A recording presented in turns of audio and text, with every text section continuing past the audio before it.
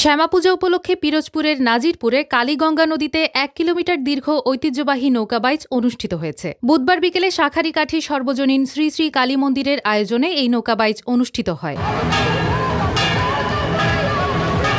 গ্রামীণ ঐতিহ্যের অংশ নৌকাবাইচ দেখতে বিভিন্ন গ্রাম থেকে হাজারো দর্শনার্থী ছোট নৌকা ও ট্রলার নিয়ে নদীর দুপাশে ভিড় জমায়। সুন্দর এই আয়োজনে মুগ্ধ তারা। জীবন অবাক না করলে কে করবে? 28% মিল্ক ফ্যাটের অবাক করার সাথে ফ্রেশ মিল্ক পাউডার। জীবন অবাক করুক প্রতিদিন।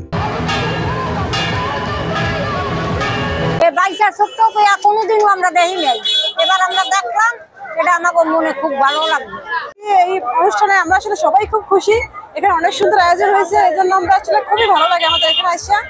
আর এরকম যেন সামনে প্রতি বছর আমরা দেখতে পারি, এটা আমাদের সবার কাছে কাম্য। এতে বিভিন্ন এলাকা থেকে ৮টি নৌকা অংশ নেয়। বাংলাদেশ টাইমস, পিরোজপুর।